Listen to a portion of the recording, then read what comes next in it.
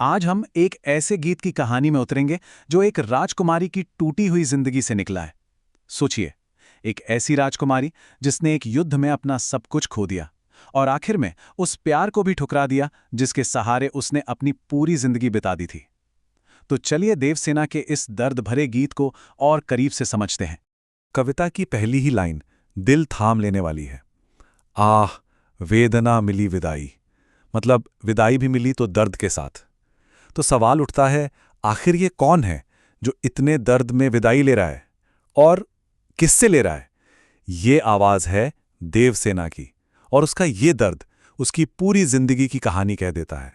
तो सबसे पहला सवाल, आखिर ये देवसेना थी कौन? देवसेना मालवा के राजा बंधु वर्मा की बहन थी। मतलब एक राजकुमारी, एक ऐसी राजकुमारी जिसकी जिंदगी उम्मीदों से, शाही ठाट-बाट से भरी हुई थी। लेकिन ये सब तब तक था जब तक कि किस्मत ने एक बहुत बुरा मोड़ नहीं लिया।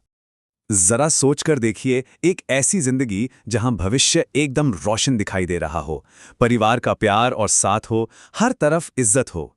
बस यही थी देवसेना की दुनिया, उस एक भयानक रात से पहले जिसने सब कुछ बदल कर रख दिया। और फिर वो पल आया जिसने देवसेना की जिंदगी को हमेशा हमेशा के लिए बदल डाला। वो था हूणों का वहशी हमला। बस एक ही झटके में उसका पूरा परिवार, उसका राजपाट, उसकी पहचान, सब कुछ तबाह हो गया। ये एक ऐसी भयानक ट्रेजेडी थी जिसने उसे इस पूरी दुनिया में बिल्कुल अकेला छोड़ दिया। रातों रात वो राजकुमारी से अनाथ हो गई। उसके पास सिवाय अपनी धुंधली यादों के और कुछ नहीं बचा था।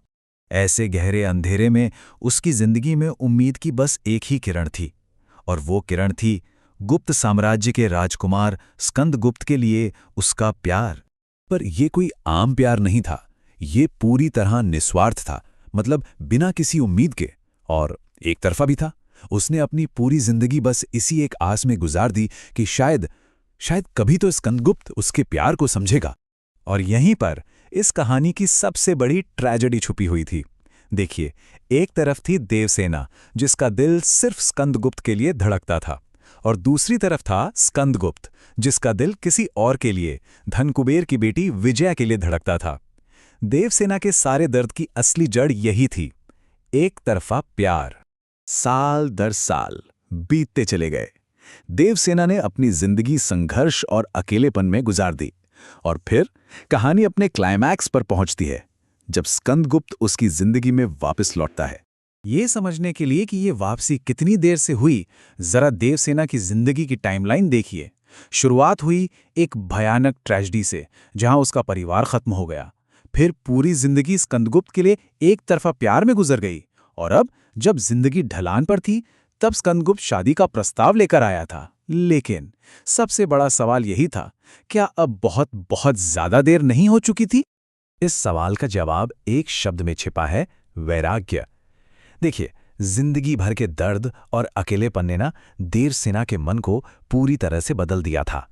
वो दुनिया के सुख दुख, मोह माया, इन सब चीजों से बहुत ऊपर उठ चुकी थीं। एक ऐसी स्टेट में पहुंच गई थीं जहां प्यार और शादी के प्रस्ताव का कोई मतलब ही नहीं रह गया था।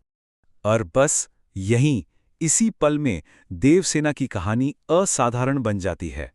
उसने उस इंसान को मना कर दिया जिसका उसने पूरी जिंदगी इंतजार किया था। ये कोई हार नहीं थी, ये उसके आत्मसम्मान की, उसके वैराग्य की जीत थी।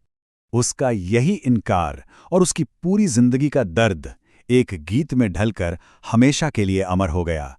तो चलिए अब इस गीत के गहरे मतलब को समझते हैं। देखते हैं कि देवसेना अपनी इस आखिरी विदाई में आखिर कह क्या रही है। ये गीत असल में उसके दर्द के 5 पड़ाव हैं। पहला, वो उस प्यार के धोखे को अलविदा कहती है जिसने उसकी पूरी जवानी खा ली। दूसरा, वो अपने टूटे हुए सपनों को याद करती है और उन आंसुओं को जो पेड़ से गिरते पत्तों की तरह बहते रहे। तीसरा, वो खुद को एक थके हारे मुसाफिर की तरह देखती है जिसे अब किसी सुरीले गीत में भी कोई दिलचस्पी नहीं है। चौथा, वो संघर्ष को याद करती है जब उसे दुनिया की लालची नजरों से अपनी इज्जत बचानी पड़ी। और आखिर में वो अपने प्यार की यादों को एक धरोहर कहती है, एक ऐसा खजाना जिसे वो अब और संभाल नहीं सकती। वो उसे वापस लौटा देना चाहती है। तो कुल मिलाकर इस कविता का सार क्या है? ये त्याग और संघर्ष की एक दर्द भरी दास्तान है।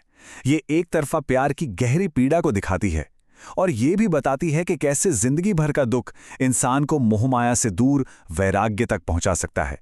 भावनाओं से लबरेज ये कविता हिंदी साहित्य के छायावादी युग यानी रोमांटिक एरा की एक शानदार मिसाल है, और इसकी भाषा संस्कृत से भरी बहुत ही खूबसूरत हिंदी है। और आखिर में ये कहानी हमें एक बहुत गहरे सवाल के साथ छोड़ जाती है। देवसेना का वो आखिरी फैसला हमें सोचने पर मजबूर करता है कि ज्यादा ताकत किस में है, जिंदगी भर किसी के प्यार को पाने की कोशिश में या उस प्यार को आखिर में ठुकरा देने की हिम्मत में। सोचिएगा जरूर।